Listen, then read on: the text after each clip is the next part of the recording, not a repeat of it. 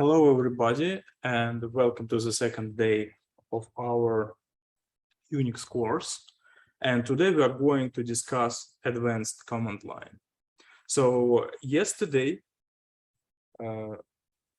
we discussed how to use Linux to navigate through the file, how to create files, how to change what is file structure on Unix, how to change it, and how to upload and download files, right? So basically, we can use our Linux system as a storage. Today, we are going to, and we also touched how to edit files in using Vim, right? And today, we are going to touch some advanced commands, which are set, awk, and grep. So each of this command, each of this tool, it's worth discussing at least a day, each of them. But today I will show you some basic properties that some basic functionalities that they can implement. Okay, so it will be introductory course for these commands. And we also will touch some useful commands for file processing. Oh, actually, all these programs, all these tools, they are for file processing. Yeah. So notation for the slides is the same. There are code examples, links that you can use, and practice question mark with this picture. The time is the same. Timeline, so we have free section for 45 minutes, and in the end of the last section we will have practice and Q&A section. Okay, so today topics are we will learn how to request resources for Hoffman 2 cluster. So that means yesterday I shortly mentioned that you cannot just log in and start working under the shell, right? Because why? Because it's a big network of thousands of computers, of thousands of nodes, and the load should be balanced. If you all log into one node, and you're trying to run your command, you can overload the system. So you will load one node, and other nodes will be empty. So to prevent that, there are special programs responsible for balancing, right? So, and we will learn how to request resources from the system to implement our heavy tasks. Then we will touch some useful commands for file processing, and after that we will touch some more advanced set, awk, and grep. And at the end of the lecture, we will discuss regular expression, which is a powerful tool for finding patterns in our text, so that we can use to modify text, to search some fragments from text or from data files. So that's our plan for today. Yesterday, so here is a summary of day one, just to remind you what we learned yesterday. So we all now know how to connect to Hoffman 2, right? So everybody has your user on Hoffman, and you can connect to it, right? Then we also know what is the structure of the file system under Unix, right? Here is the data structure on Unix in form of tree, where you have a root node. Root node may have several offsprings, and each offspring has one parent, right? So, and in this way, we have a structure of tree where nodes can be with root of folders that can contain other folders or files, right? Okay. We also know how to navigate through this tree, how to change directory, how to list files. We discussed relative and absolute path, right? Meaning of special sign like tilde, dot, and double dot. Okay. And we know all the commands. SSH, it allows us to connect to the cluster, exit commands that close remote connection, and also PVD for printing work directory, CD for change directory, LS for listing files. Don't forget about using up and down arrows, which walk you through the history of your recent commands. And don't forget about after completion, very powerful function. You can use tab, and if machine understand, can after complete your request, it will do so. Okay. Okay. Here is the list of commands for you that allow you to manipulate through the files. So you can create directories, create or update timestamps for the files, remove files of directory, copy files, move or rename files and directory, then print out files, modify files using V. You remember that the V is a little bit complicated tool, so it has several modes. Once you get used to it, it's pretty easy to use, right?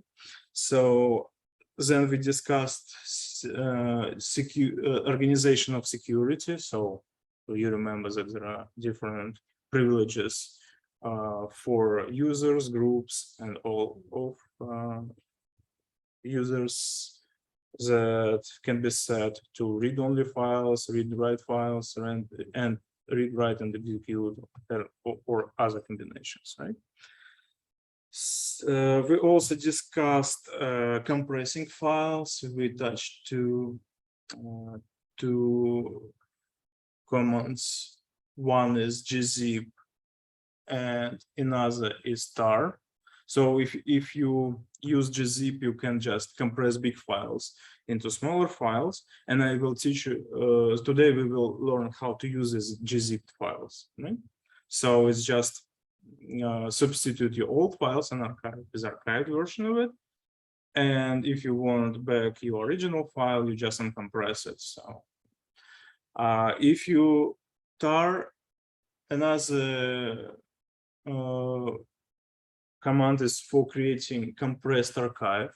So if you want to archive your data or something, to send it to somewhere, it is a good idea to use tar, so you can create an archive, and it doesn't change,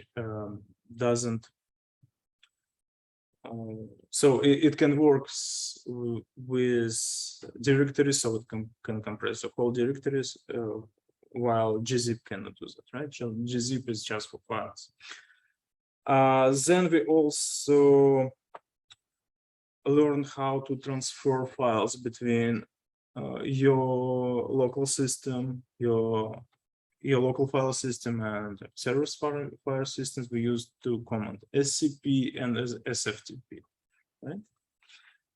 So you can use it not only to exchange files between your local machine and cluster, you can use these files to exchange files between clusters as well. If you have access to several clusters, you can also exchange file between them. And the last command that we explored is how to get help on commands. So you don't need to memorize all the commands. So you can use man to learn about the commands. There is a user guide about that, and you can also try to use option help, which comment, and if it's help, if help is available, it will print you our basic help. Okay, that's it for the recap. And today we are going to learn file processing in more advanced way. Yeah. So the first thing we need to do is learn how to request the computational power for our task. So after connecting to Hoffman, you can use QRSH command to request a node for you, right? So let's input this command into our query. So, and see what happens. So QRSH minus L, and then you need to request the resources. So HRT is an amount of time you're going to use the system. So our class is 3 hours today, so we are going to request 3 hours, right? So we also want to request data. Let's restrict it to 256 megabytes and just put enter. So after a while, the balancing system will get us back another prompt with resource allocated.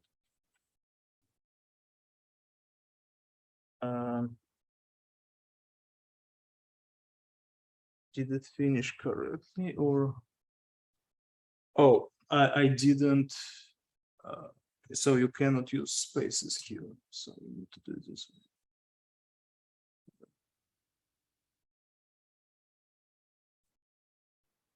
Okay, you see, my invitation now is different. So it has given me a node. So that means that now I can use, so it's the same shell as we used. All commands are working here. For example, ls, I'm under the same working directory, everything's the same. But now I'm working under the balancing system, okay? So I can easily run heavy tasks. You could run heavy tasks from original shell without using USH, but you're going to be punished, and there is a note, right? So don't run your task without scheduling. Okay, so did you get access to your nodes? Okay, cool. So HRL and HData are optional. So minus L and these parameters are optional. So by default, you will get HRT for 2 hours. So you will be allocated for node for 2 hours and 1 gigabyte of data. Okay. So if you need more resources, so for example, if you're working with big files, don't hesitate to ask more resources. If you don't need them, ask less resources. So if you ask a lot of resources, there can be an issue that you're going to wait for in the queue for resources to be allocated for you. Yeah. So next.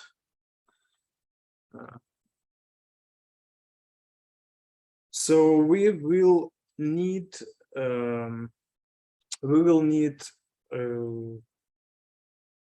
the data from GitHub. So here is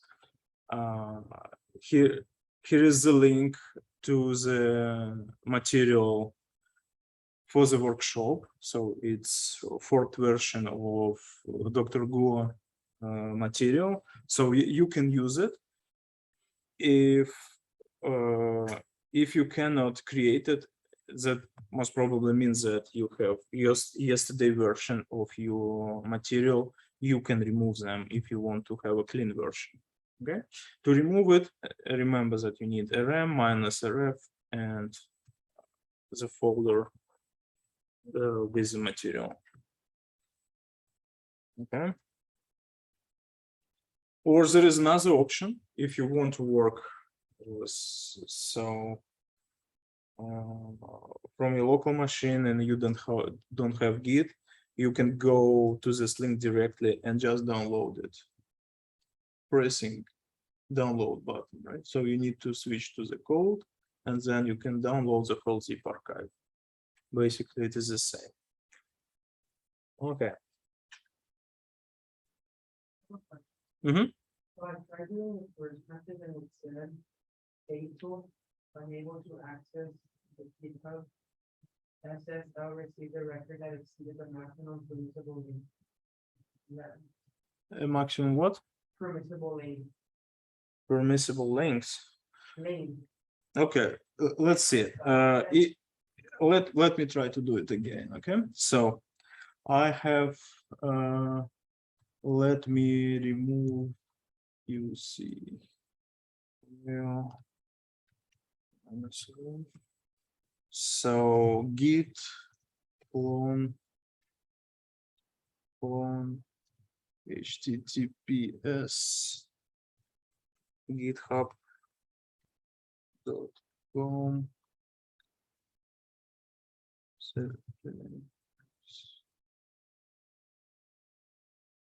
UC file.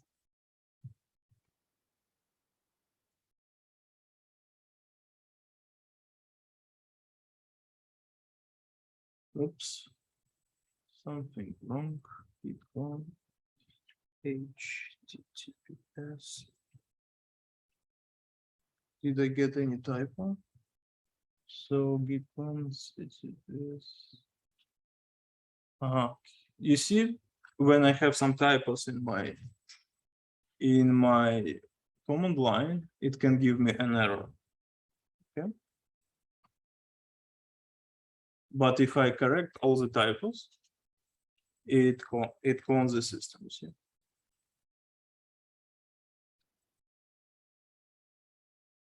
So you said that if we already have what we had uploaded yesterday, Mhm. To remove it, I know it's the RM command, Mhm. but in order to remove the directory, what do we have to put in between? You need to use -R option for recursive because it doesn't remove directories without -R option. When I do RM -R and then QC bio directory, Mhm. it asks me about removing protected regular files a bunch of times. Yeah, because you need to use another option F for force, so it stops asking the questions. Okay, Yeah. so -R F. So you can Control C to abort this removal that you're doing, Control C, and then type a new command by just modifying the previous one with adding F option. Like you see, there is, oh, I close it. So you see there is RM -R. Any other questions? So you have material. Did you get here? Okay, cool. Yeah.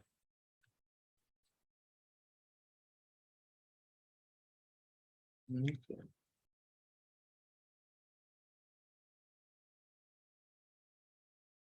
So if you use the second option, you can also upload the downloaded zip archive into Hoffman using SCP or special programs like we learned yesterday, right?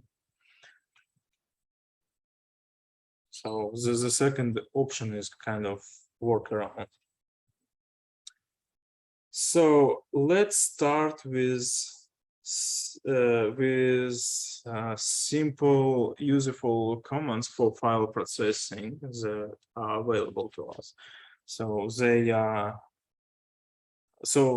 the first command is for the first set of commands is going to be for viewing and merging files. So before we used cat and vi for viewing and editing files, but it's not going to be very convenient if you have large files, right? So we will learn today a little bit more advanced commands for viewing, merging, and editing files. So we can sort files. We will touch pipeline, so we can build several commands into pipeline to make more advanced processing. So very powerful feature of Linux is pipelines. And we will use other commands as wc, cut, unique, and diff for checking some statistics of the file. Okay. So how to view a file? For a regular file, we can use three types of commands, which is actually I use them a lot. So one of them is cat that we learned before.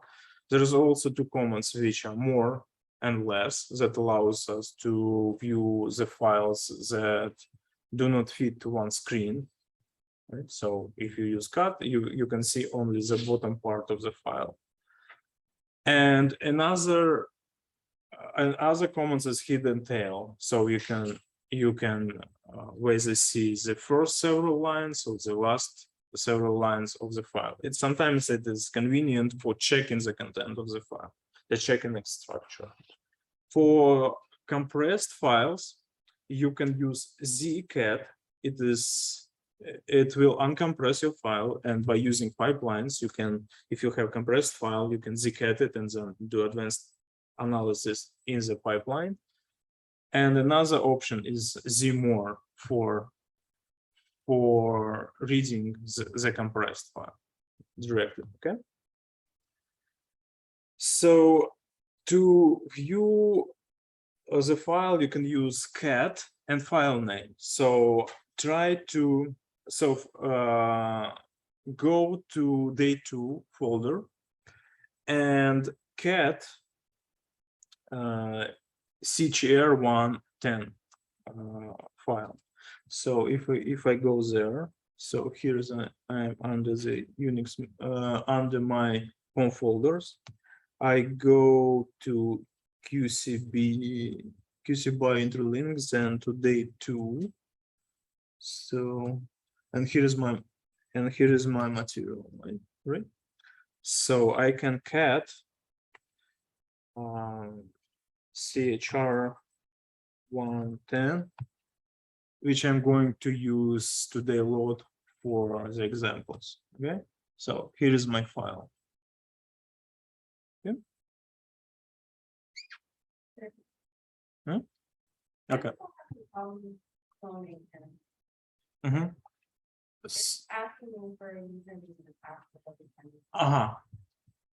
Okay. So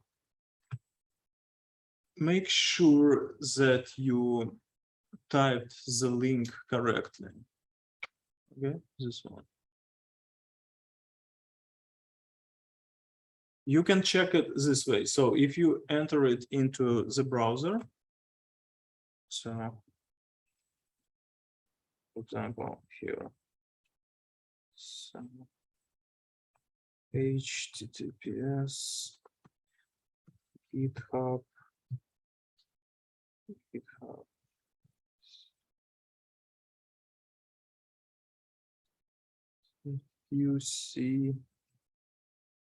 QC bio minus intro. Okay. So if it gives you a project, then that means that this address is correct. So you can easily check it. It worked when I omitted .git at Hmm? the end. It works when I omit .git at the end. Yeah, if you put, so here is no .git, right? It's redirected it. But if you put .git, it's also going to work. It will just forward it to the, oh, I didn't show you, sorry. I saw you see the screen. So let me. Yeah, when I directly copy and paste the URL without the .git, it doesn't ask me for the password, and it's able to upload.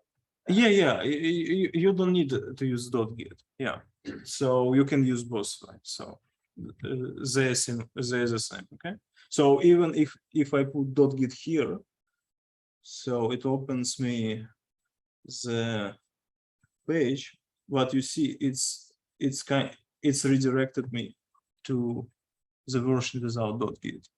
Oh yeah, I meant on the command line. Yeah. In command line the same. Yeah. When I put the .git on command line, it asks for the username and password. Oh, I don't know why. Yeah. Yeah, it shouldn't. Okay, so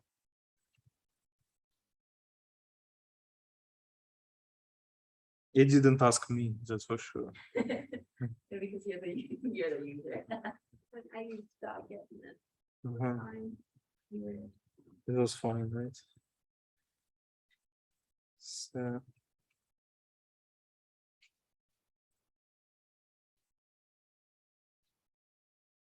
Okay, so. Okay, are we everybody on the same page? No, okay, cool. Any questions? Okay. So Mhm. right now we'll change it directly to page two. Uh-huh. So you cloned it, right? And you can use CD and use tab, sorry. So you see, I print. Let me go back to the home folder. So CD Q, then tab. You see, it makes autocomplete. Then just day 2, and I'm here. Okay. So if you can imagine that cat is not suitable for viewing big files. For example, if I will cat, for example, sick list file, so it doesn't fit, right? I cannot see the whole file, and I cannot scroll it. A little bit inconvenient, right? So nothing works. Oh no, here I can scroll. It's not always the case, by the way. Sometimes you cannot scroll. Okay, but anyway, it is not very convenient.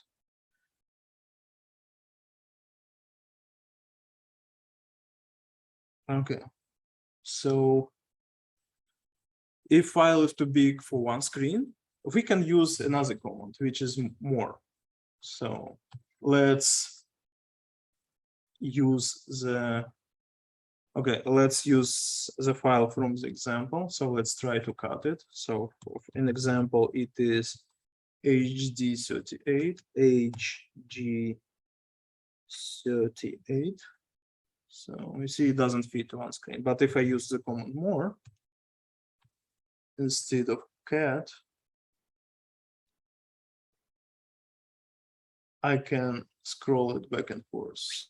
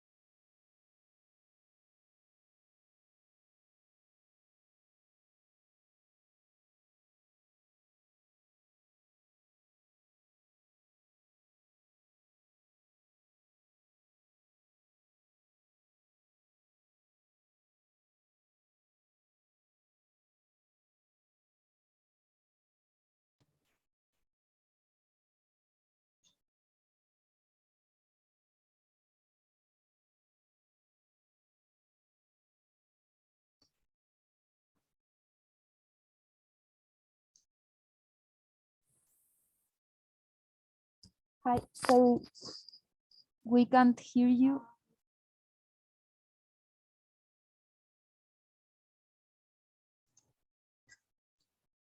I wonder whether he cannot hear us.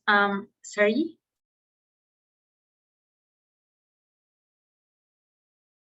Yeah, I don't think so.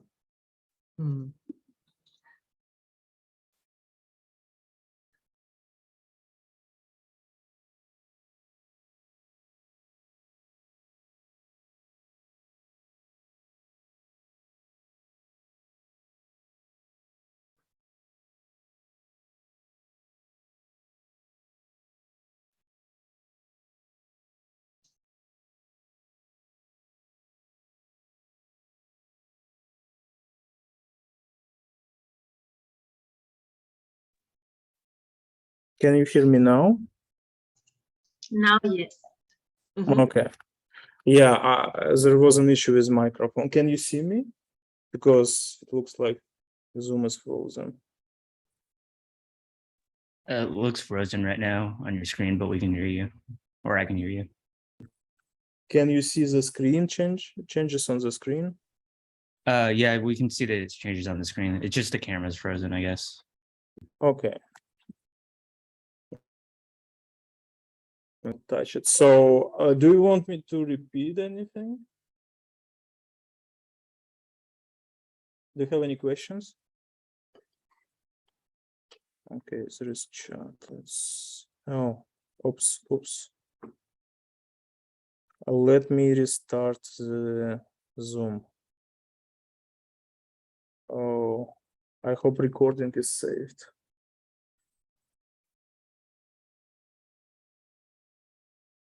I did less right now, and then the word at the bottom, what does that mean? Just I will go back to you, okay? Because Zoom is frozen right now, so I need to recover it first.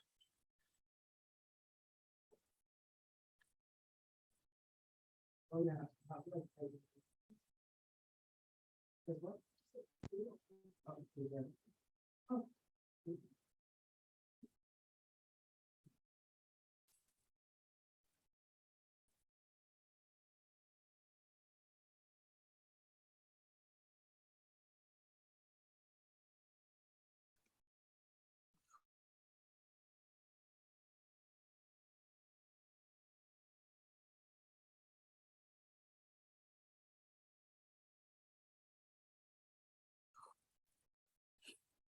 Hello, can you pause the recording because my Zoom is frozen? So you see, I cannot do anything. So and I'm worried the recording is going to disappear. Yeah. And I'm not sure if guys on Zoom can see me or hear me because it's frozen. Yeah. We can hear. Oh, you still can hear. Okay, cool. My Zoom is frozen, so I don't know what's going on with Zoom. So I'm asking for Lloyd to restart the Zoom.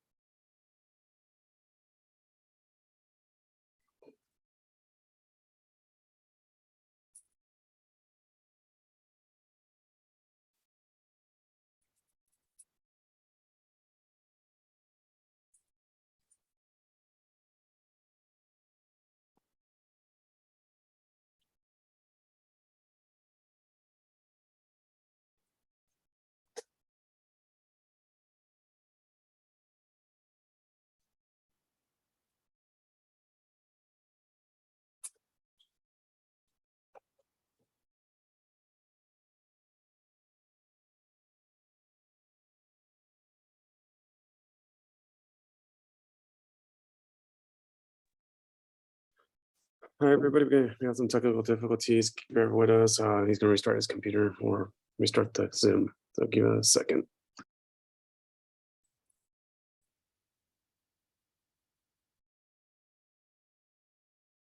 Now it's working. That's why I closed.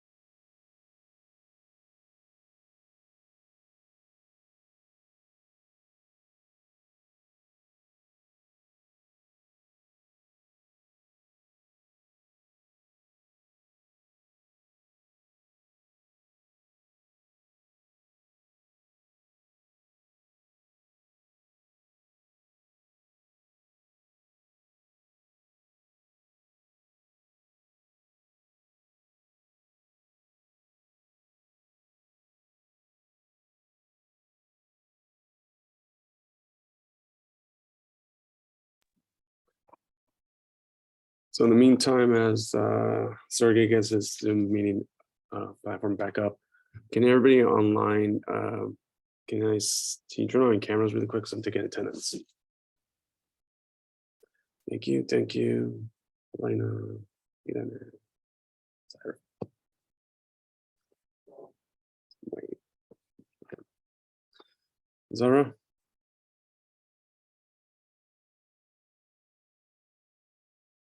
Thanks. Zara?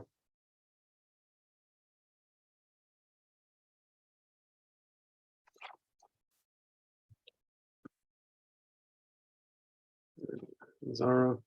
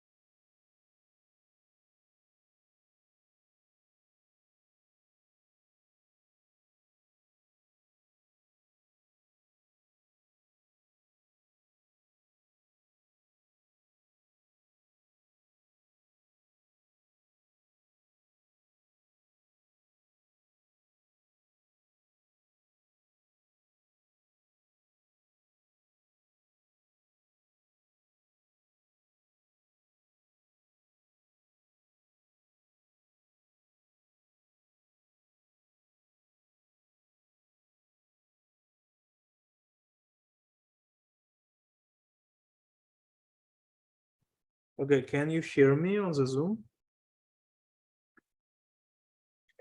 Yes. Okay, cool. So there was some Zoom issue, and we have a pause now. We will start our second part of our today lecture in 5 minutes, okay?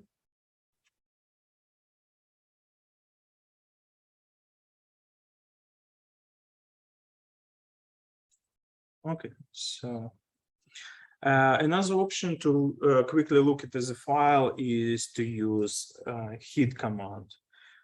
Hid command has flags and file name. For the flag, you can either use -n or just directly put number of lines that you want to see from your file. So, for example, if I want to see the first 10 string of file hz38, I just say hid -10 hd30, hid -10 hd hg38, and okay, it is going to, oh, this is, oh, sorry, I need to change directory, cd qcpy. Okay, so head -10 hg38, okay, and it's going to show me first 10 lines. So if I want, I can use option -n, which is kind of the same. Okay. Next command is tail. Opposite to hid, it shows the last, the tail of the file, so last designated number of strings. So if you want to show, to see last 10 strings, you can put tail -n10 or just -10 and the files that you want to see. Okay. To see the compressed files, you have two commands. One of them is zcat that show you file at once, and zmore that shows you files line by line. And it accepts one argument, which is your compressed file. So I have a compressed file in my project. So there is file called sample A01GZ. I can cat it by using zcat sample A01GZ. Okay, so and it is going to output its content on the screen, or if I use more, or I can use zmore, which is going to output a file me line by line. Yeah. Okay. So if I will use just cat, you will see nothing because file is compressed and cat doesn't know how to process them. You see the weird stuff if you use just cat. Okay, you can use cat for merging files. So if you specify two options to the cat or several options to the cat, so a list of files after the command cat, it is going to output your files one by one. When we will learn how to use pipelines, you will see that by this way you can concatenate many files into one and store them separately. So here is example cat chr1, which is chr110, which is one part of the file, and let's concatenate with chr2 10 to 10 as a second file, and as a result you will see concatenation of these two files. The two files need to have like the same number of like columns. No, it's just output first file line by line. After it finds its end, it start to output the second file and then source, so on and so forth. And order is specified by the order you input the files. Okay.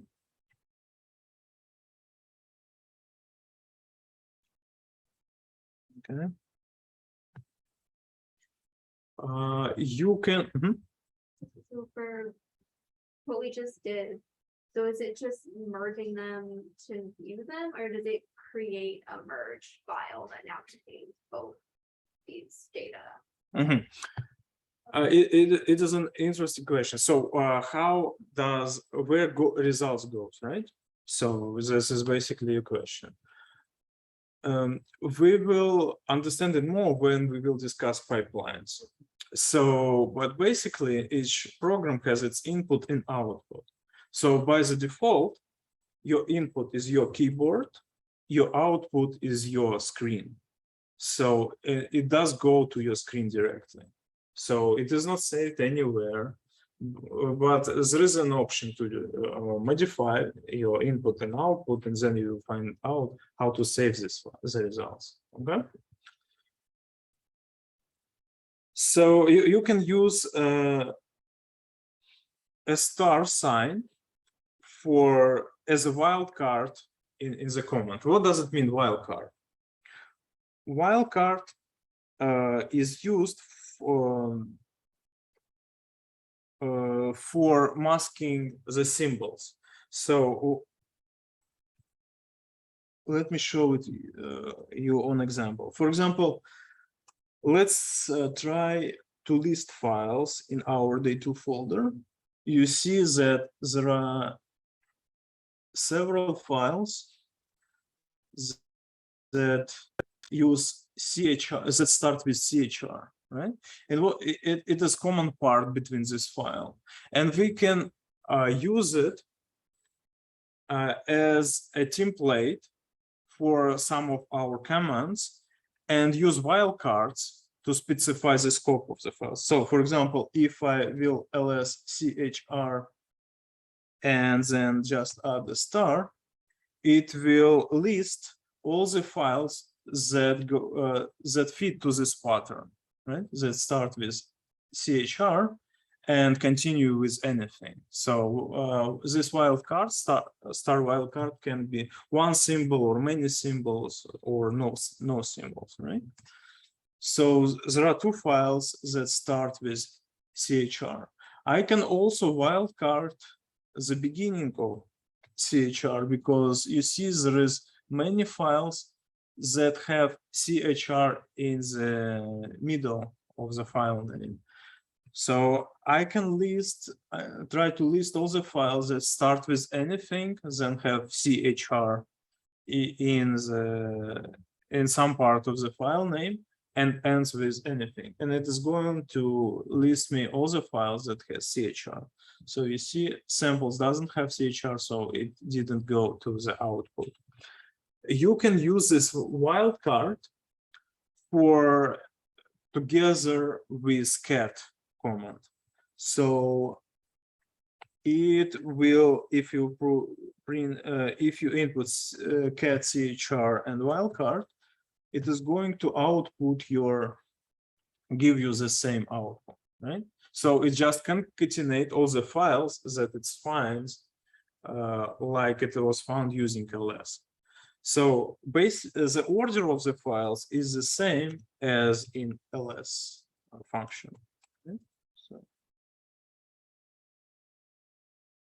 okay.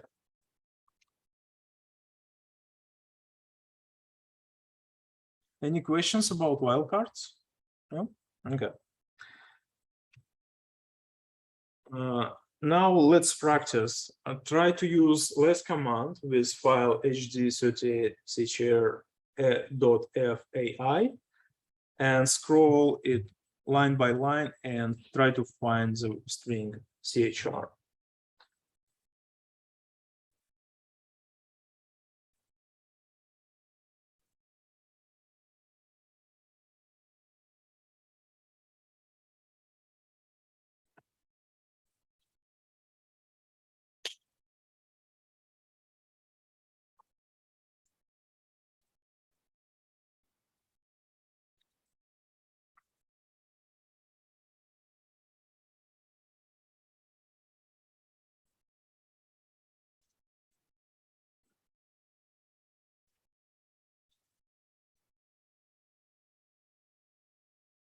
When I'm trying to search, I didn't pattern not found, Getting pattern of what? not found.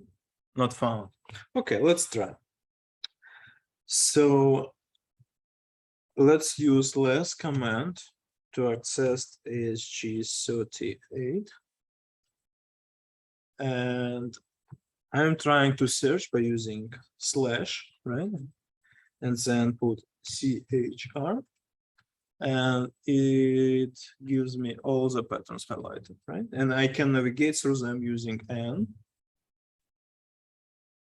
You see it goes one by one.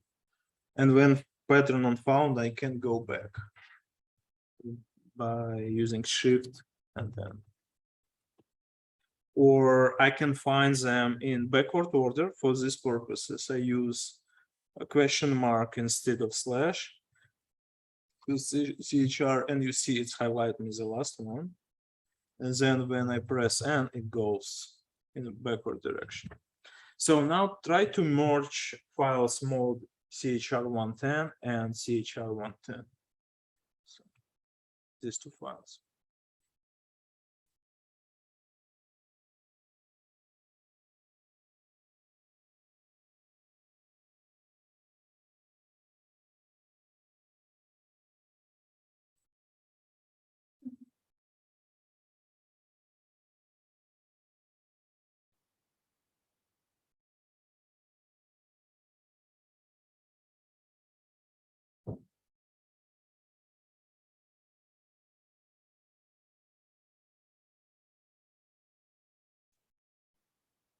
Okay, for these purposes, you just need cat, and then just specify these files. I will use wildcard, so this one, CHR1, oh, CHR1. It fits for just two files, right? But order is different. Okay. We can change the order of list, but we didn't learn. We need to learn pipelines first, and then we can, we can reorder files using list, right? So instead of that, let's do CHR1.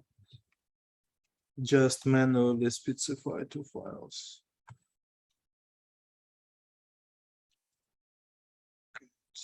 So I have merged two files. Okay. Okay, let's move on. To answer the as I said a little bit before, so each command has its input and output, and by default input is your keyboard and output is your screen. So you can redirect this input and output. So here is two options to redirect your output. You can use ways of one greater sign or double greater sign to redirect your output. And you can redirect it to the file just by typing the file name after this greater signs. So the single greater sign is rewrite the file entirely. If file doesn't exist, it will create file. The double greater signs will just append to the file. And again, if file doesn't exist, it will just create it. Okay, so let's test it. Let's redirect.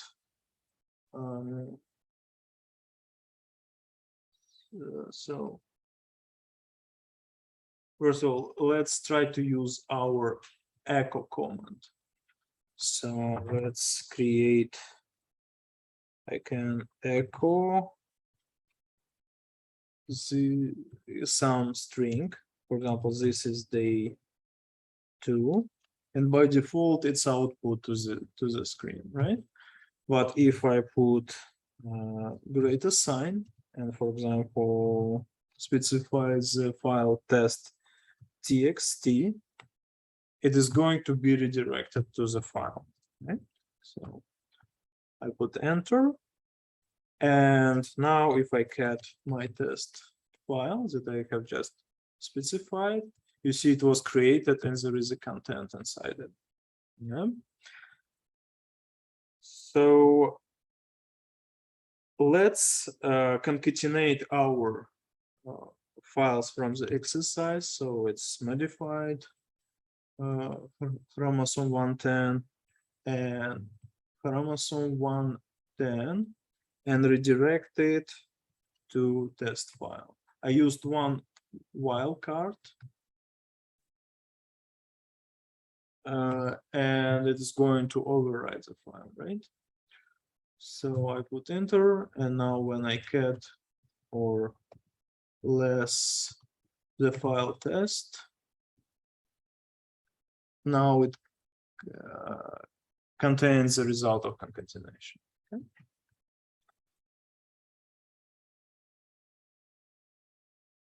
So next, pipelines. So pipelines can combine multiple commands together. Syntax is the following: you just put one command, then vertical bars, and the second command, then vertical bars, and the third command. So what it gives us that it's redirect the output of the first command to the input of the second command. And then the output of the second command will be redirected to the input of the third command. In this way, we can, for example, make process archived files. We cannot see, we cannot use command head for archived files. I have an archived files which is sample AO1, and if I will try to see its head, the beginning of the file, it is not going to give me anything meaningful, right?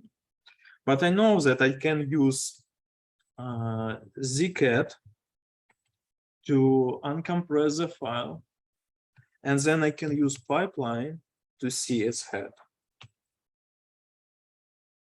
Okay, and if I want first and string, I can set parameters, and I don't need to specify the file because if I don't specify the file, it will give outputs in its input from the previous from the output of the previous command. And now I can see that output will be directed to the head, and we can see the header of compressed file. Okay. So the big use of piping is that you don't need to recreate the temporary files, right? You can see the results of the processing directly. Okay. Next command is sorting. So it can sort lines in a file. It has several flags. For example, flag -key, which specify the range of columns that are going to be used for sorting. So if you have some CSV file or some table that is in the file, the sort command can understand that this is a table and use some columns for sorting it. So tables can be set by separate way. You can use several separators. You can use with a tab or commas or hyphens or whatever, or columns, right? And you can specify the delimiter for your file. By the default, it should be a white space, so it's with the tab or just series of of spaces, okay, or a combination of tab and spaces. If you put the option N, it will understand that the column that you specify is a numerical number. So by the default, it sorts by alphabetical order. But if you want to, if you know that your column is numbers, you can set -n options and it will sort numbers. The option -r allow you to sort in reverse order. -u will print out only will output only unique lines. So if you have lines that are copies of each other, it will just ignore them. And -b ignore blanks at the start of the line. So if you have empty beginning of the line, it get treated as a separator, or if you put -b, it will just ignore these blanks. And -o, with option -o, you can specify the output file. So let's try to use sort file to sort our HG38 chromosome file. Okay, so for these purposes, so let's first list the file HG38. Actually, let's print its head.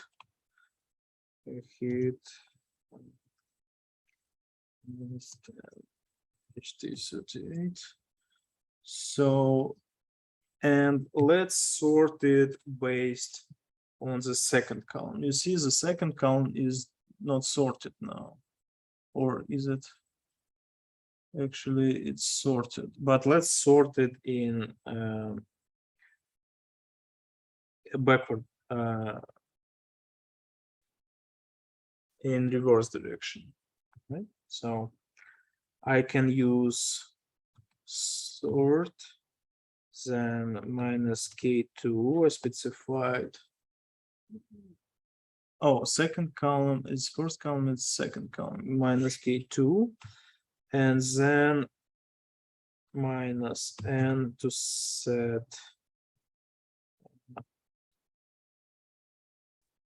set that this is a numerical value, and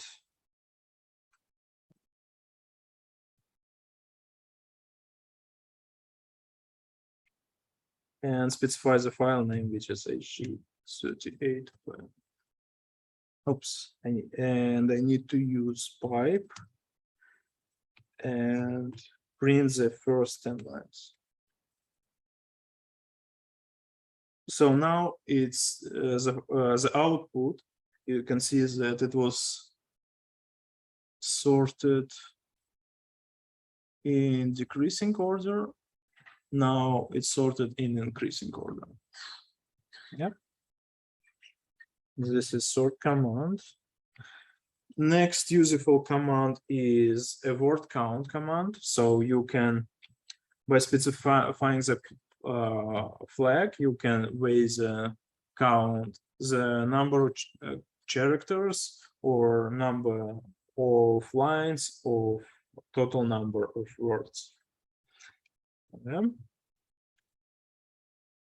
So let's try to show the total number of characters in our CHR110 file. So for these purposes, I need to put word count, says that please count me the total number of characters, and specify the file. Okay. So in our CHR110 files, there is 557 characters. If I want to count lines, I change -m to -l, and I can see that there is 10 lines in total. Okay. Our next command is cut. These commands allow me to specify the part of the file. So I can specify, for example, some specific characters to be printed for each line. I can use a specified delimiter like in sorting command. So by default, it is tab. And I can extract field position by specifying the option -f. So let's try to use it.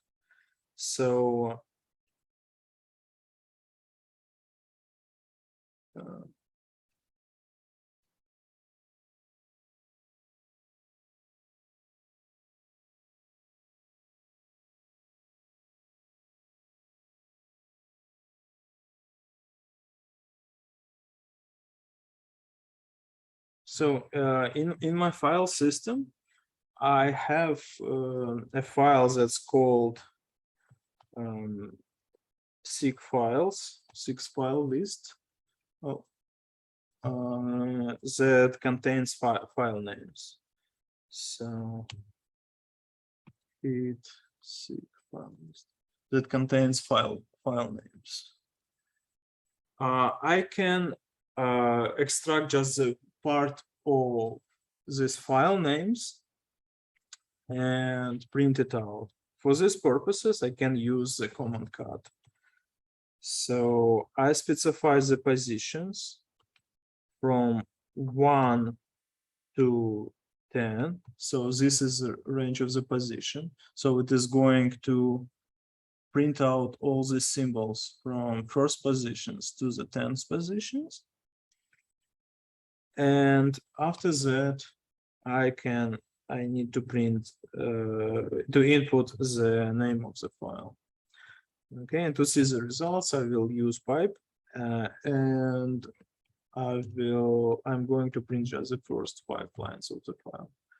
Okay, you can see that the command cut it, the input file.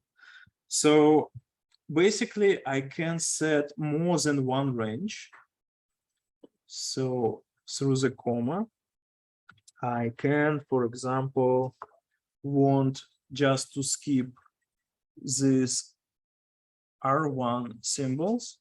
So I printed out, I specified 1 to 10, this first 10 symbols to my output. Then I skip 1, 2, 3, 4 and start with symbol 15. And let's say to the end. Okay, so I just trimmed some middle of the file using cut.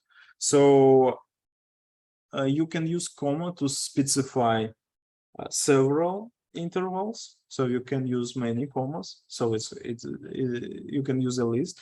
And if you do not put the last symbol, it is going to read to the end, output to the end. If you do not specify the first symbol, it is going to start from the beginning. So,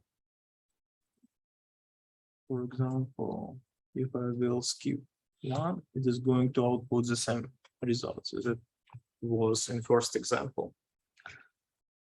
Okay. So the next command is Unix, and it allows us to extract unique files, so unique lines. So, for example, if we processed some files and we want to see only unique results, we don't want strings to be repeated. It's called like deduplication operation. Unique command has 2 options. If we want to count how many times each line occurred, we can set -C options. And if we use -D options option, we will see just deduplicate lines. So here is an example. So let's use let's use our previous example to give us some output.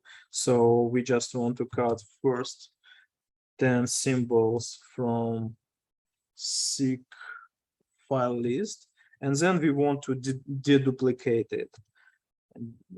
So we need to pass the output to the command unique. Okay, and it gives us the unique lines from our output. If we want to see the number of copies, we will just put an option minus C, and you see that each line has two copies in our output.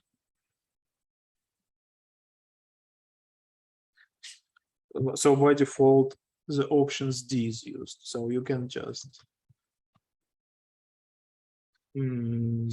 skip it. Okay. Next usable command is difference. So you see, I have two files in my system. One is CHR CHR110, and very similar file, which is cat CHR modified version of CHR110, right? So, and if I want only to see differences between these two files, for this example, it is easy to observe because files are small, but your files are big. You can, you probably would like to see only the differences between the files. You can use a common diff. So common diff has several options. So basically, they specify the output of the command. So let's try this, run this diff file to see the differences between my modified version of the file, CHR110 file, and its modified version. Okay. Here's the output. So it says that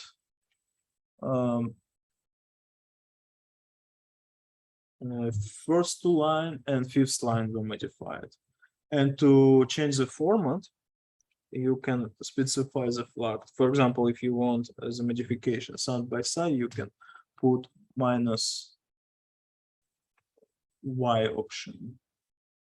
So it prints your changes and prints your two files side by side. You see? Okay.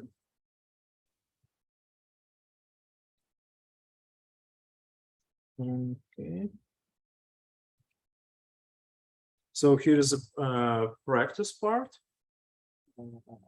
Try to use file sample A01GZ and perform sorting based on the third column and set it as a numerical column. And the second part is using cut to extract the sample ID for file seek file list txt. Okay.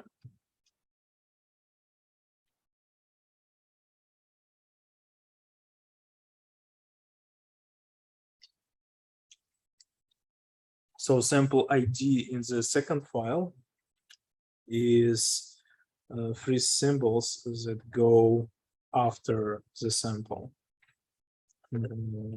word.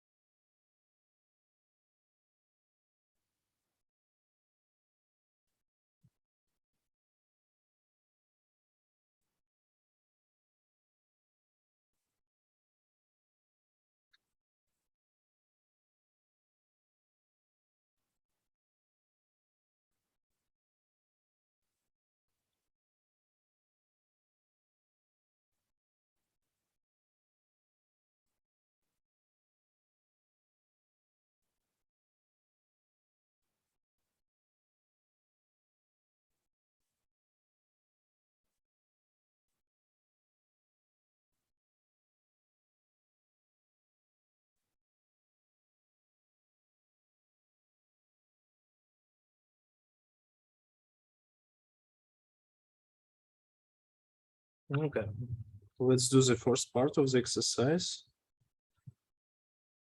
So you cannot access the file directly, so you need to use pipes and zcat to see the content of the file. So zcat sample A1GZ. Then you need to use sort command and specify that the field is numeric and the column is number 3. And let's use another pipe to see the header.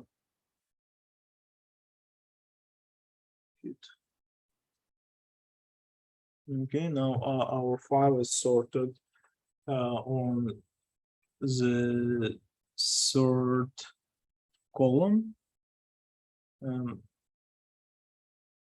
By the way, what was the original file?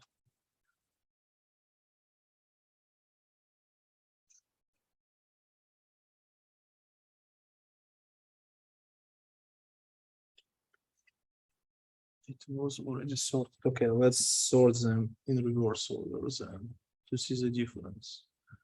Minus n minus r.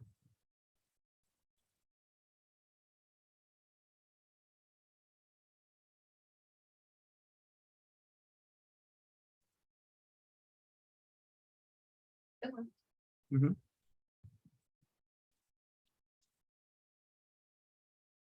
So originally it was sorted in ascending order. Now, if we put option minus R, we're going to sort it in reverse order.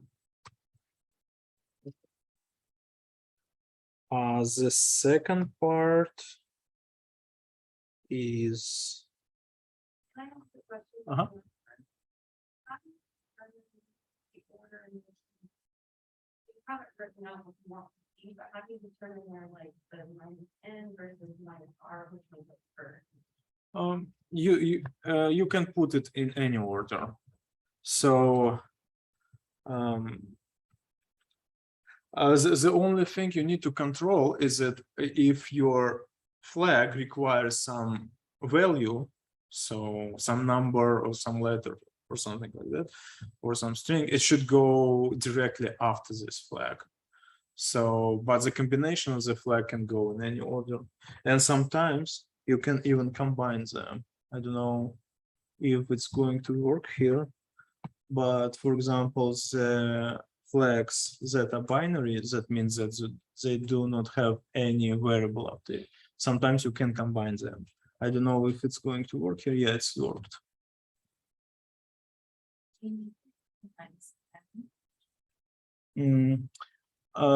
Sort understands that both these options, they are binary. That means that nothing follows them, right? So you can just specify, it's just print them together. So it's equal to this command is equal to this one. Right, but do you need the minus n or could you just do minus r? You can switch the order. Yeah, I just switched. Oh, why you need n? N it specifies that the column is numeric.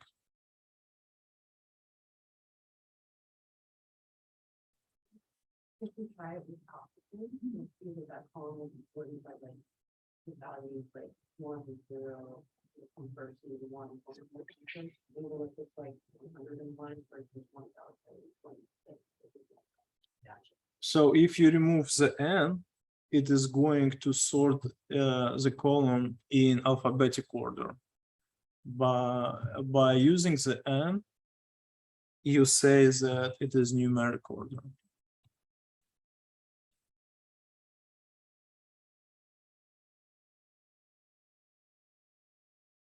Okay, so the second part is similar to this example. So the only difference is that you need to change the range from 8 to 10, I believe, and you need to uncompress the file, right? So you need to use zcat sample AO1. Oh, it's not about sample AO1. Just a second. Oh, it's about C files. So you just need to change the order. Okay. So that you use cut minus C7 to 10 and then just specify the name of the file. Okay, 8 to 10. Yeah, 8. Okay.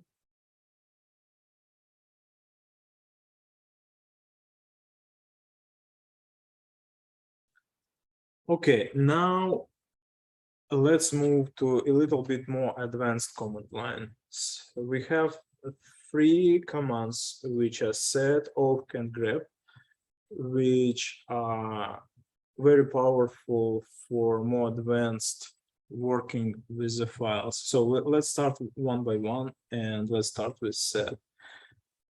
So set is served for non-interactive file editing. That means that it is different from VI that we learned on previous, that we learned yesterday, where we could edit the file interactively. Right? So just moving cursor and adding symbols in specific positions. SED is kind of way when you set the rule for modifying the file, and after you set the rule, these rules are going to be applied to the files that you want to be modified. AWK is actually a scripting language that allows you to process the text. So AWK was a separate maybe lecture to learn it alone.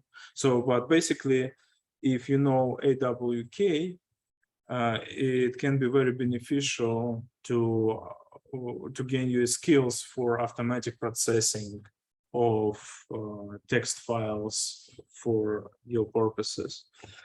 And grep or grep is a search engine that allows you finding string inside files in your file system, or inside file names in your file system. So basically, it is very useful to I use it a lot to find codes inside, to find the right files that generates some types of codes, or the places where I need to configure the systems when I configure some software tools. So GRP allows you to find right places where to look inside your file systems. Okay, so an interactive to edit your files interactively, you can use VI that we discussed, and SAD allows you to set the rules for your editing. So SAD is the syntax is SAD, that you have an option to set some flags, and then you need to program a set command that you're going to apply for your file. So there are several editing tasks that SAD can implement. So it can insert into text, append to the text, substitute some part of the text, modify, and subset. So basically, there are 2 flag options. So the options -I that allow you to modify the file in place, and because by default the output of SAD files goes to your screen, And if you would like to modify the file, you cannot redirect the output to the file itself. If you do it, you will get unexpected results. So there is a special flags for it. It's -e, and -e is a flag to specify the expression. So basically, it allows you to set several set commands that you want to follow one by one. So the first command is about insertion. Insertions some patterns before each line. So for example, if I want,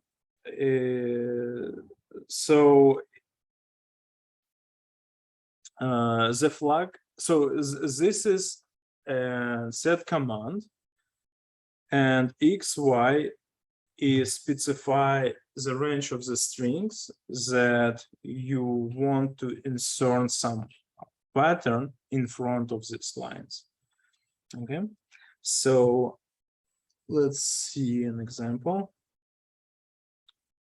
So I have a file chr1 that I want to modify, and I want to insert new line just in front first and second line. For these purposes, I just print set and set the command. First, I set the lines that are going to be affected. It's line 1 and 2. Then I put the command insert, and what I want to insert. I want to insert new line. So I finished my commands. I close the command by the hyphen, and then I specify the file name that I'm modifying. Okay, so, and you see now that new line was inserted right in front of the first and in front of the second line. Okay, so the number of lines, or 1 and 2, is a range. So if I want to insert new pattern between in front of first 5 lines, I need to specify 1 and 5. You see, it's insert new line in the front of each first 5 lines. Okay.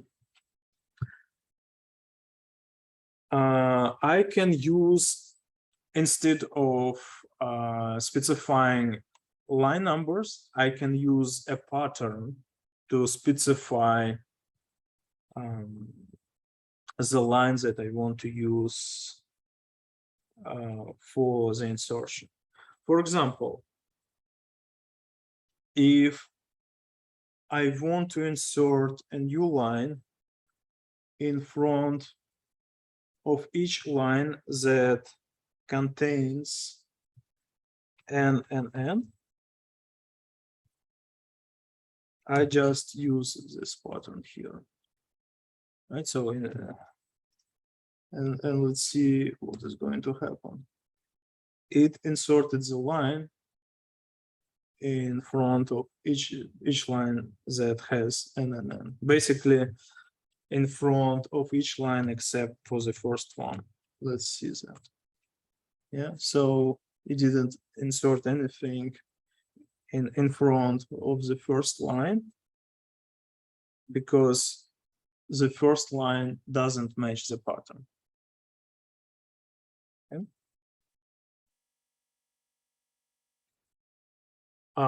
If you change the I with A, it is going to put the line after the line. Okay, this is the only difference. All other rules are basically the same. You can use with a line range or a pattern as for insertion command. You can also delete lines if you use the option D. So let's delete the first 3 lines from our pattern. So we don't need any second pattern. We just specify that I want delete first and the second line. And to do that, I specify the command D. So you see, we have removed first 2 lines. And I can also use a pattern to delete the line. So for example, let's delete each line that contains NNN, and it will leave us only the first line, right? Or we can use pattern as greater sign, which is going to delete us the first line. Okay.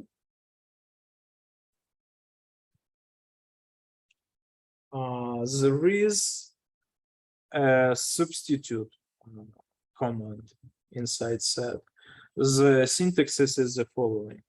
So you put set command, and after that you set the set command as S, and then pattern 1 and pattern 2 that are separated by half or by slash. Okay. And this command is going to be applied only for the first match. So let's see. For example, let's use the file modified chr1. So, and I'm going to modify. I am going just to remove this chr from the first line. I can use for that my set command. So I put set, then substitute chr1, then I substitute it with an empty string. So I just put the second slash after the first one, and that will indicate that the second pattern is empty. And then I apply it to my file. You see the first chr is deleted, or I can substitute it with another string, for example, AAA. So it is substituted with AAA. So with any pattern can be used to substitute the first pattern. Yeah. If I want to substitute it globally, that means throughout the whole file, I can add an option G at the end of my command. So let's see here. So if I put option G at the end, it is going to substitute both CHRs. Okay.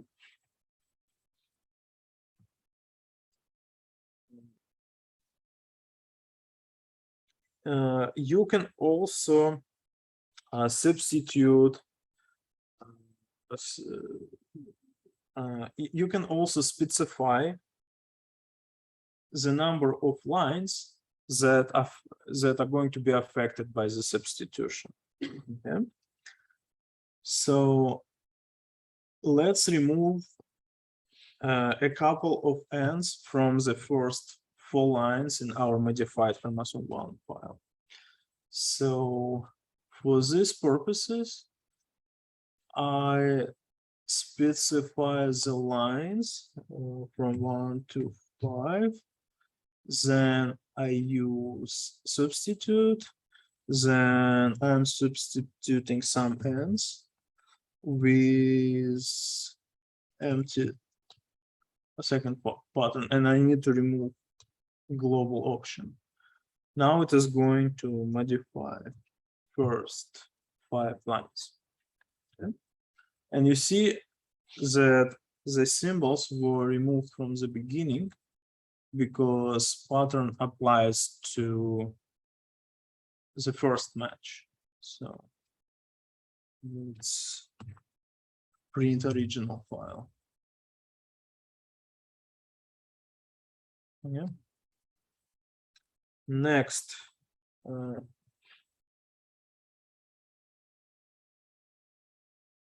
you can also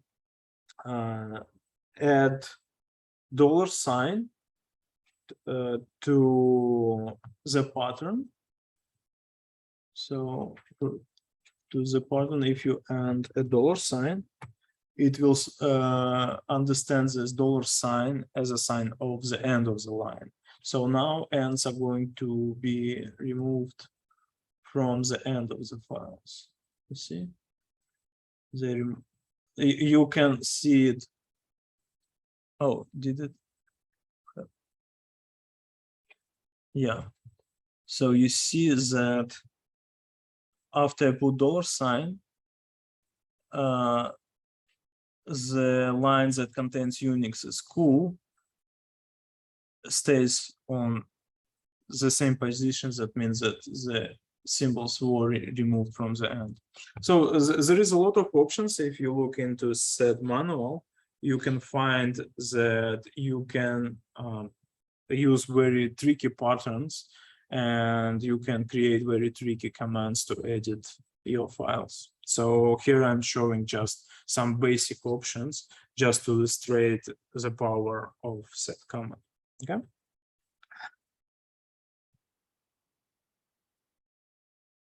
So let's finish with set and then we will go to our break. Okay. So. Okay. Next, you can modify a specific line just by using command C. And here is X determines the number of line that you're going to change. So it will just basically delete your previous the original line and substitute it with a new one. So for example, I want to set the third line to the hello world.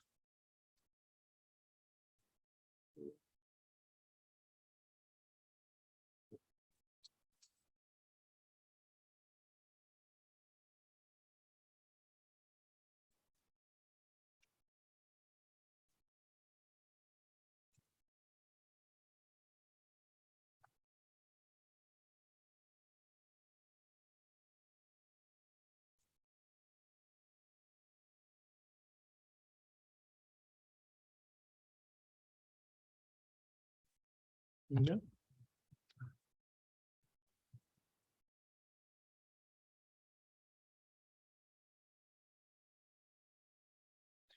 You can use set as a cut, so you can subset the data. If you don't need the full file, you can use set to subset it to some portion of your file. For these purposes, you use the flag -n and specify the range with the option P. Okay. So let's extract 4 to 6 lines from our file. So let's say 4 to 6 P and then our. Yep.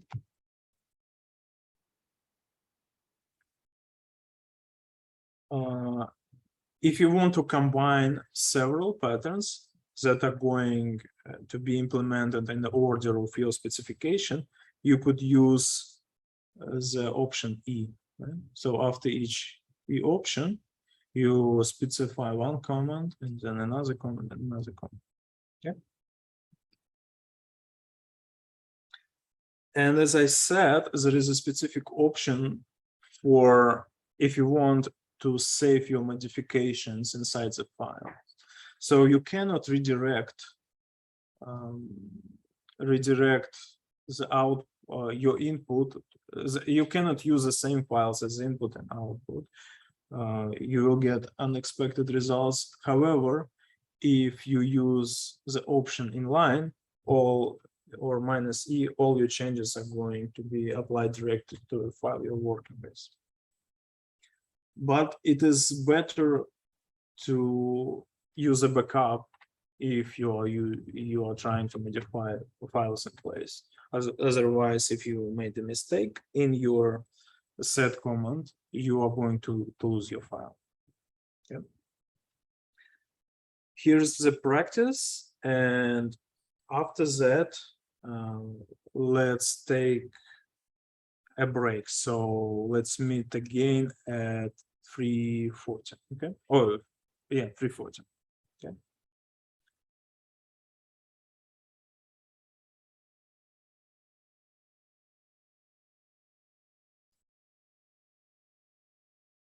Okay, let's continue our familiarization with advanced Linux commands. So the next commands that I would like to discuss is AWK. It is more powerful than sed. It's basically a scripting language that allows you to set a complex behavior over your files. So it reads files line by line, parses the data into fields, and allows complex operations to be applied to each line. The syntax is the following. It starts with a command, which is AWK. Then you can set some flags. And after that, you can set a command, send commands. First part is condition, and the second part is operation. So condition is what should happen for operation to take an effect. After you set your command for awk, you specify the file name, the file that you want to apply your program to.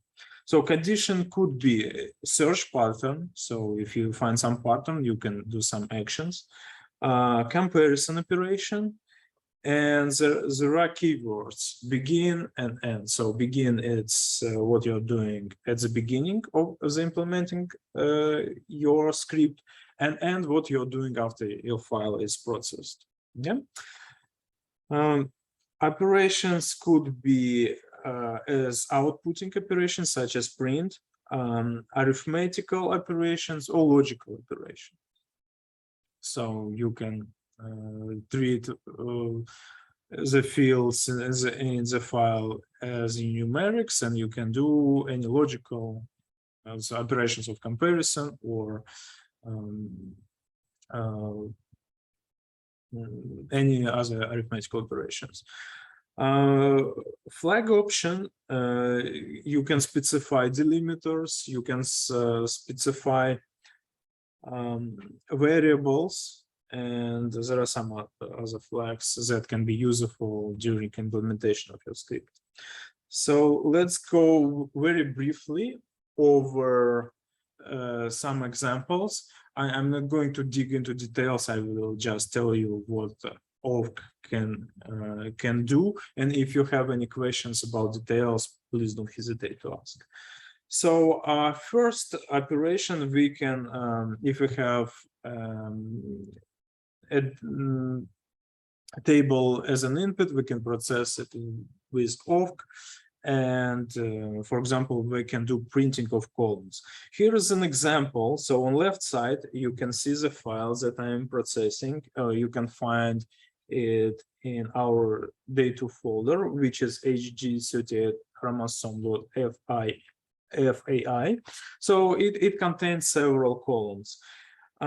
We can ask awk to print, so the file content is on the left side. So you see there are columns that have names in awk. So you can see names meaning in the bottom of left picture. So $1 is represents the first column, $2 represents the second, and so on and so forth. And there is a special $0 variable which represent the entire row. So you can ask awk to print just the first column. So you just inside the curly parentheses, you say print first column and apply the column to the file. You can print not only one column, but several columns. And here is an example where we print first and the second column. You can, instead of columns, you can print specific words that you want to print. So, for example, here we are printing the first column, but we add the word config in front of it. We can implement arithmetical operations. So here is an example that we print the result of summation of fourth and fifth column. Awk has its own built-in variables, and the most useful of them is NR, number of records seen so far, so number where pattern, a condition occurred, and number of fields of current record. You can also set input field separator and as well as output field separator. Okay. So here's an example with awk, where on the right side you can see the command. It searches for the string CHR, and each time it finds CHR and prints number of records, so basically number of when these conditions happen. And on the output, you can see the 10th string, and each string is just incrementation of one. What's happened because each time we met CHR, we just print the number of matches, right? So far, okay. Here is the second example with using conditions. Now, each time we meet the pattern CHR, we print the first and the second column, right? So you can see on the left side is our input file that not every string has CHR in it. However, on the right side with the results, we printed only the first and the second column for the lines that start with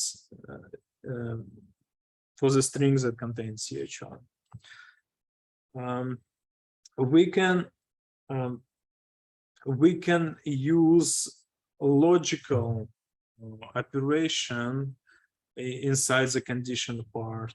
So here we print only the lines that in which the second the value in the second column is greater than is less than certain value. So you could look on the left side that many rows, and for the second column they have huge number that is greater than 1000, and we print the lines only for those where the second column is less than 1000. And on the result on the right side, you can see that we were able to filter out a lot of rows based on this condition. Any questions so far? Okay, so we can combine conditions. So by the operator and or. So here's an example. We checked that the second column should be in a range between 10,000 and 100,000. So, see? Okay.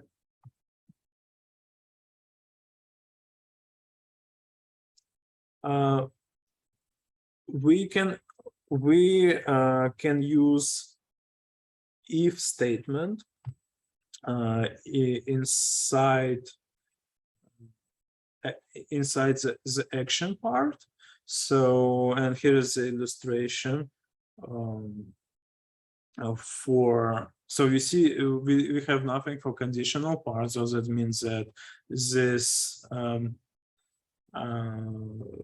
the off will take action on every single line.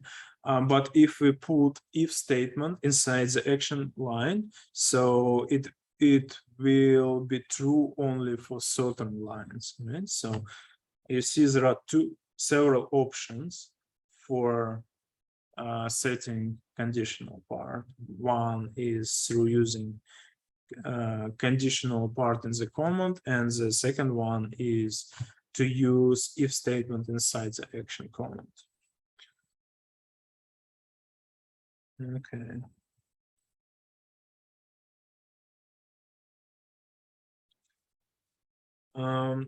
We can declare variables inside our org command. So here is an example. So we declared the variable which we increment. So basically what we are trying to do, if we are trying to find a sum for the second column, right? So for this purposes, we declare the variable sum. So you can see here it's in of command. And at the end, so when the action, so that means that we have some action when our file will be processed, and at the end, we will print out this sum. So here, see, so here we computing the sum. On each line, we add the value of the second column, and after we process all the file, we print it out. Okay. Okay, and here is the practice part. Try to print column 1 and column 2 as they are separated by half, so you need to set a delimiter.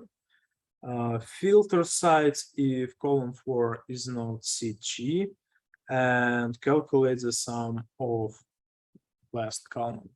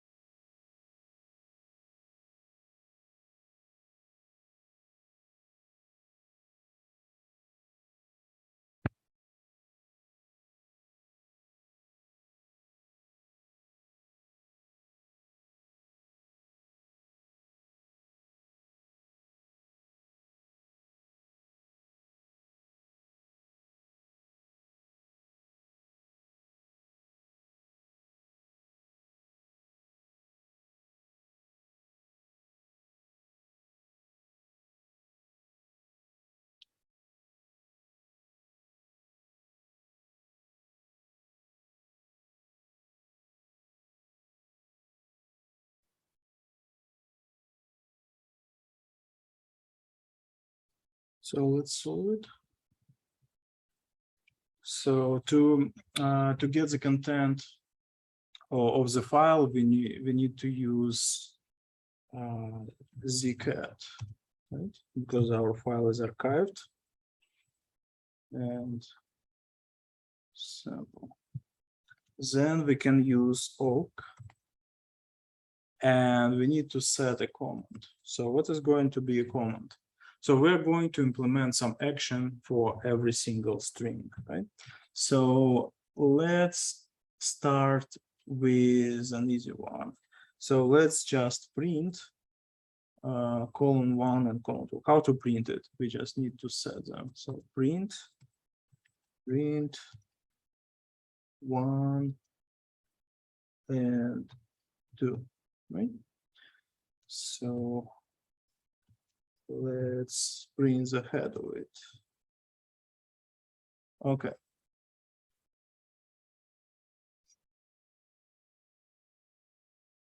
Okay.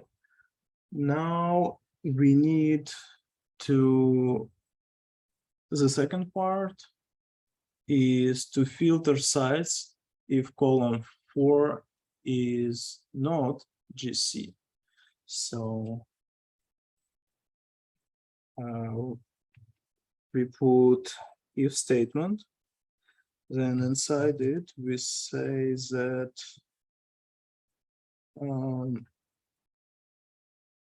and column 4 not equal GC. So let's see if it's working just by changing to equal GC.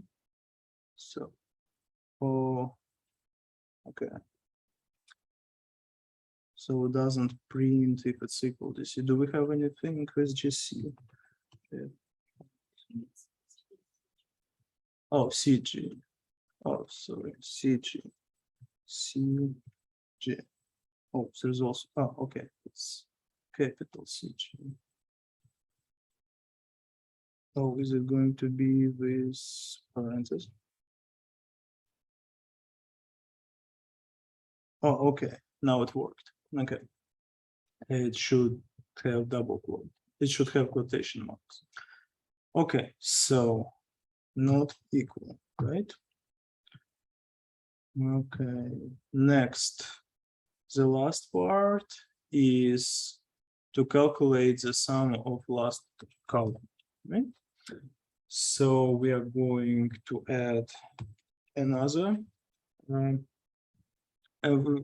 command with declaration of variable, and we are going to use the last command, which we can access through the variable nf, number of fields.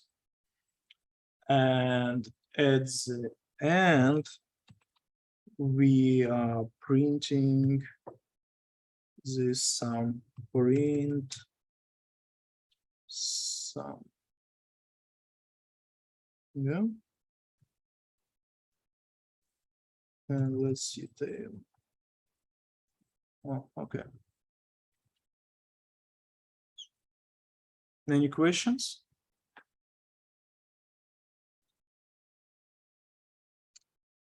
Okay.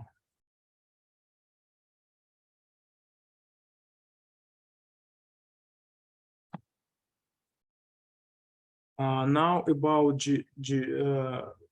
command called grep, grep.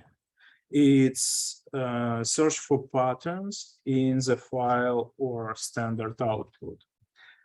So syntax is the following. You have to type command grep, then set the flags, and then set the pattern and apply it to some file.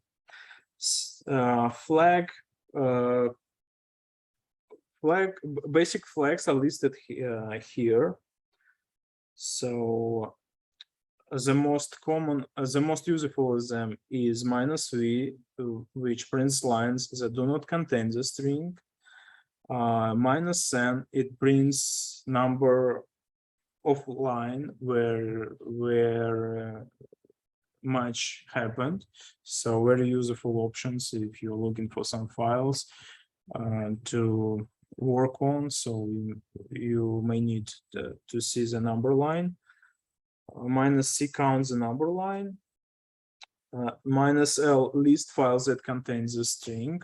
So also useful if you want to get the scope of the files that you need to work on. So you can just first to print the list of them. Then you can set a case insensitive with minus I. You can use regular expressions that we're going to discuss shortly after exploring the grep. Oh, actually, we will discuss it inside the grep. Very useful function to set up complex patterns. And okay, you can also use the option color to highlight visually the matching, the fragments in the text that match pattern. Here is a simple example. So here we apply grep to find CHR inside our HD38 chr.fai. So you see after applications, it's printed out all the lines from the file that contains CHR. If you put -v in front of grep, it will print out the lines that do not contain CHR. Yeah. And if you need just a number of lines that contain the part on CHR, you can say grep, just count me the number by putting the option -c, right? Or in other words, you can use a pipeline and use WC commands that we studied at the beginning of today. Then you can use grep in the multiple files. So you can just specify them using one by one at the end. So that's a list of the files. Or you, on the bottom example, you see there is two files specified one by one. Or you can use wildcard. So, and you can actually look for patterns through entire your file system using wildcards. So here is the practice. Count number of lines whose contain GL and HD38 CHR FAI file, and count the number of lines whose config doesn't contain KL.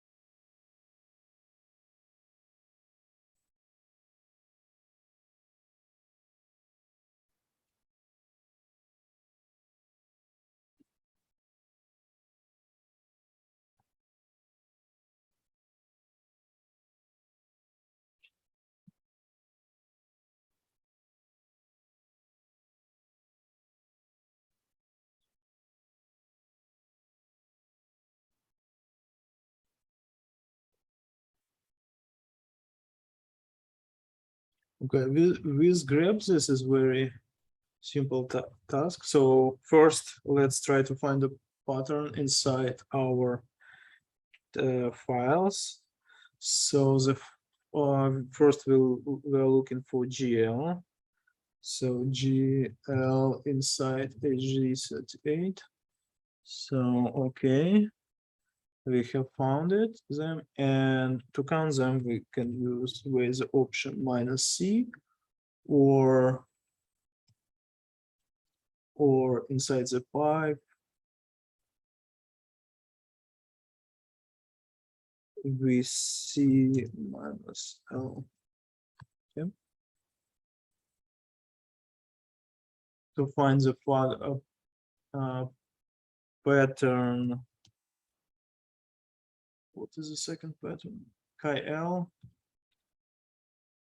It is just, we just need to change the pattern. Oh, do we have? Don't we have any? No.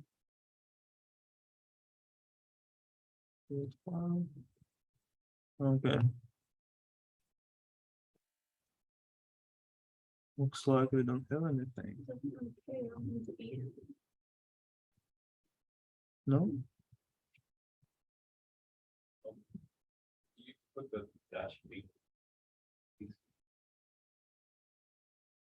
Oh, doesn't contain -V. Yeah, sorry. It doesn't contain -V. So basically, all the lines doesn't contain. Yeah. So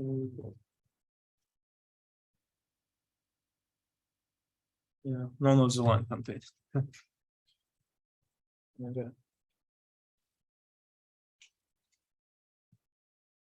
So next, and this is the last part, which I think. So before that, I have showed you that using set, off, and grep, you can do a lot of analytics or manipulations with your file and file systems. Just give you an idea, so you're limited only by your imagination and your task, how to use them. I encourage you, if you ever happen to work with big files where you need to do some processing, I encourage you to read about off, set, and grep. Even if you will be using some language like Python, there are libraries that do kind of the same, they follow kind of the same philosophy for manipulating this data. So there is pretty common theory behind it. Okay. So, and with regular expression, it is pretty common, even if you are working inside any programming languages, all of them are using regular expressions. So if you trying to find some patterns in the data that should very flexibly match to some strings, you may want to formulate some rules, some formal rules, how to extract those patterns. Okay? And for these purposes, for finding patterns inside the text, we use regular expressions. A regular expression is a sequence of characters that specifies a search pattern. For example of pattern, so UID. So what is the pattern? What is common before all UID? It is 9-digit number, right?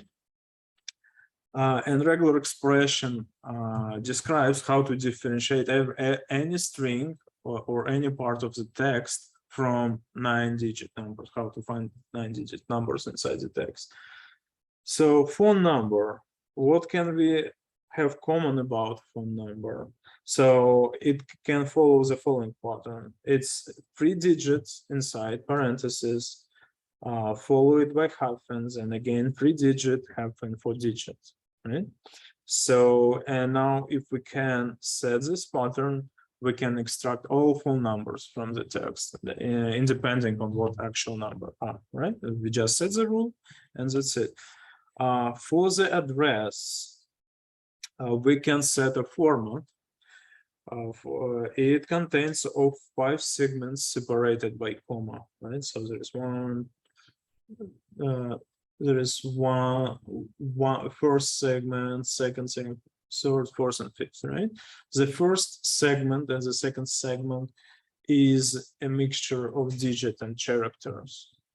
Third is a string. The fourth is a string with 2 capitalized characters. And fifth string is a 5-digit number.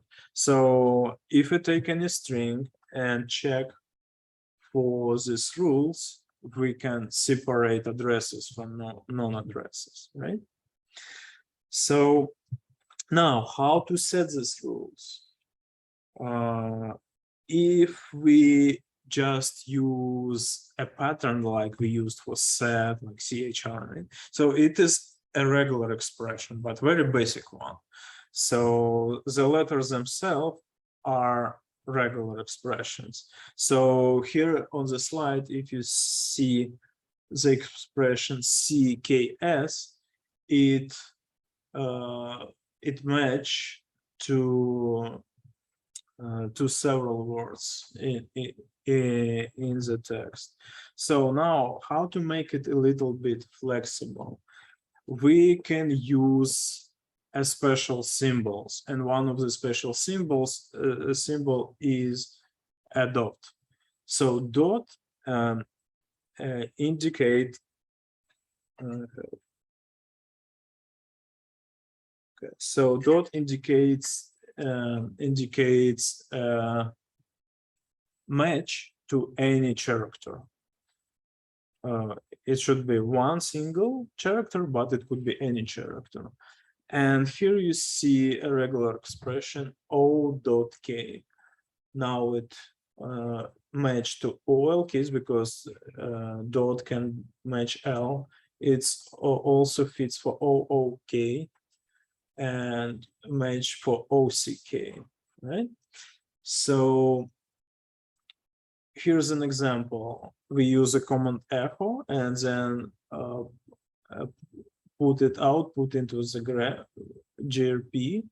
So, and you see it accepts this regular expression, and it will highlight you all the places where this pattern match.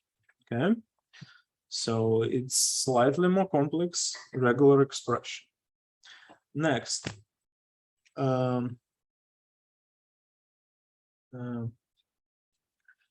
but you can ask how to differentiate dot, which is a special symbol, from dots that we can find in our text, right? And there is this backslash is called an escape symbol. So if you see escape symbol, it always treats the following character as a character, okay? So now we can just differentiate symbols with special meanings from symbols that are actual character. Next,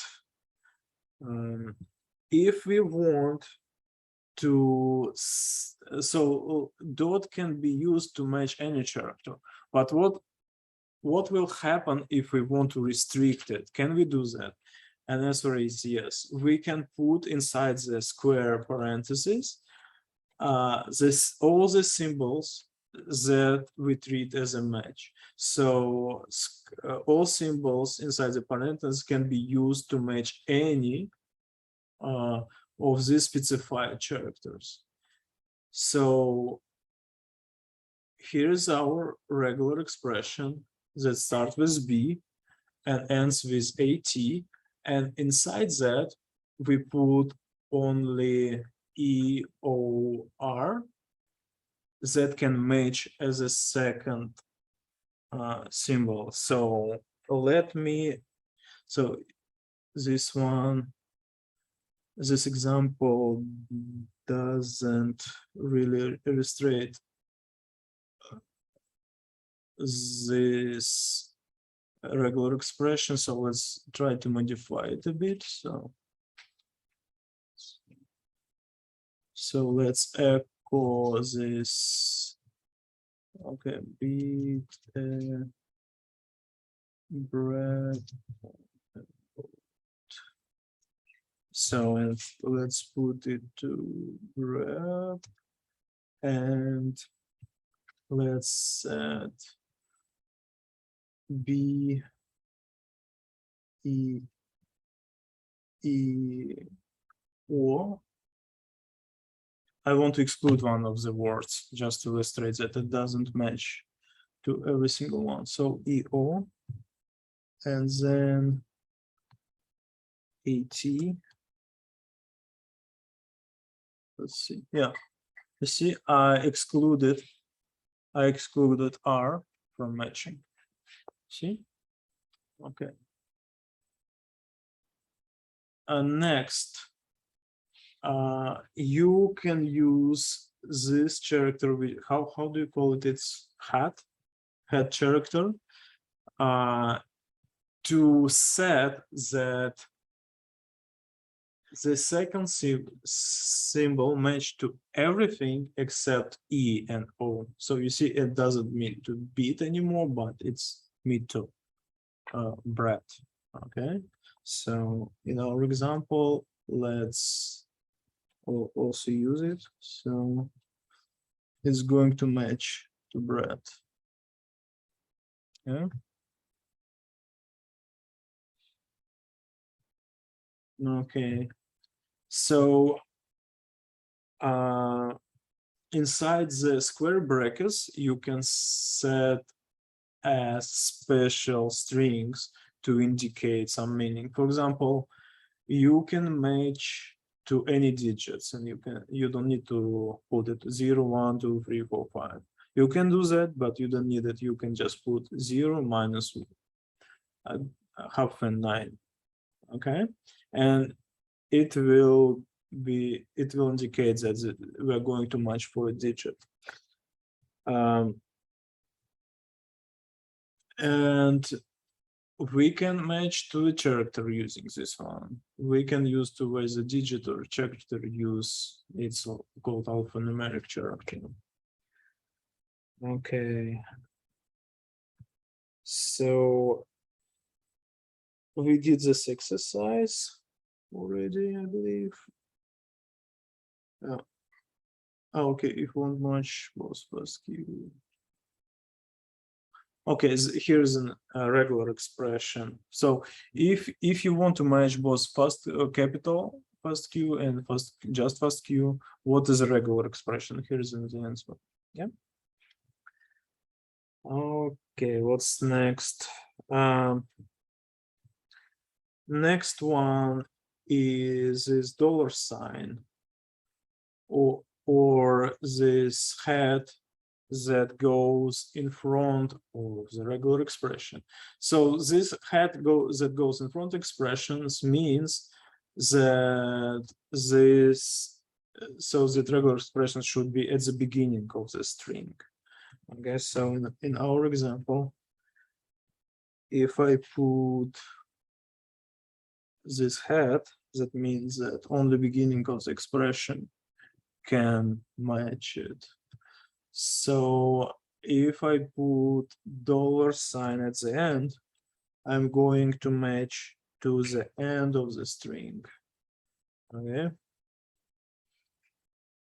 So next, there is a set of rules about repetition. So if you put star, it means match preceding patterns, which in our case it is L, to 0 or more items. So in our case, so remember we had the star symbol, right? So in regular expression, star symbol is going to be like dot star. So previous pattern to, so it can be any symbol. So you see everything is highlighted. Okay. Or if I do it on, you see, so if I put it in this one in front. Okay. So this is about star. So remember, a star affects to the previous symbol. Then plus, it will work like star, but match one or more. So now 0 doesn't match, okay? If you put question mark, it just 0 or 1, right? So it weighs there is a symbol L or there's no symbol. If there is a symbol A, it doesn't match. So then you can put in curly brackets the number of matches. So it should match exactly n times. So for the word book, so I can add word book at the end, for example, or just echo book and grab pattern. O 2 times. Oh, okay.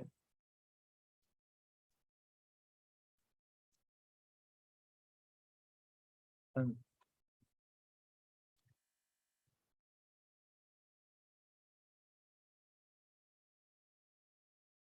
okay, whatever, we'll figure out. So sometimes syntaxes changes between between different tools. The syntaxes changes, but the rule keeps the same. So in grep there is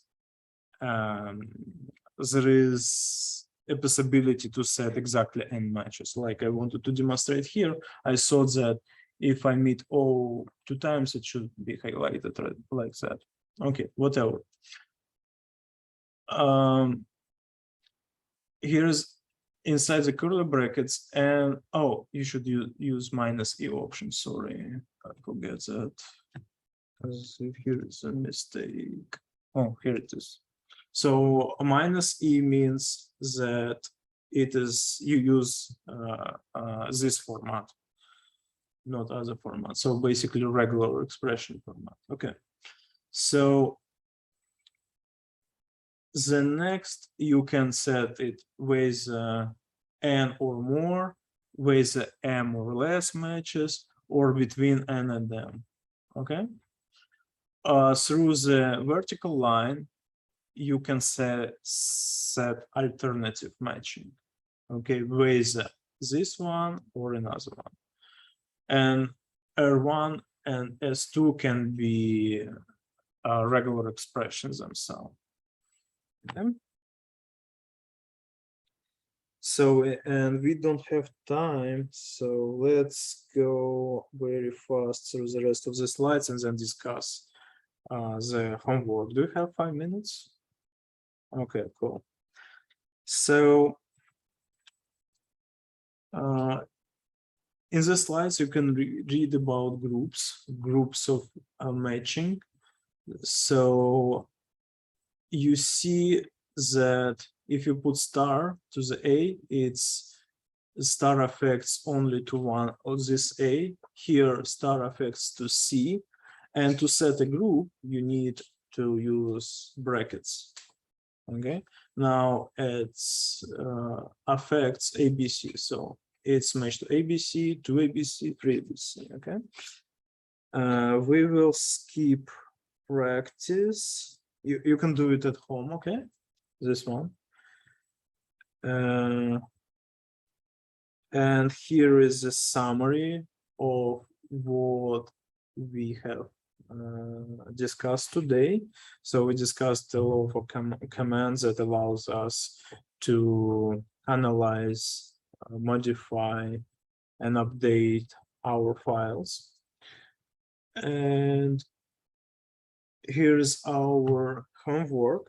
So you need to create a regular expression to find ways the string is a card number, Visa or MasterCard. And if you have, so two parts you need to do, right? So this practice at home. Oh, you have an answers for some of them. And this homework. And do you have any questions? In terms of the homework, is that submitted on Google Doc or is that submitted through email? Is submitted through the email. Okay, so if you in the class, just send me this command, whether you can submit in the text of email. Okay, yeah. So just one command. Any other questions? Are the homework slides up on the GitHub? I will update slides with homework. Okay, Mhm. I can't remember all of them. Yeah. You need this homework by tomorrow or? I mean, to try to do it by tomorrow. Okay.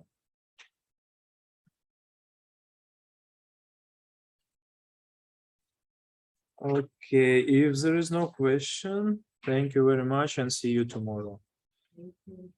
If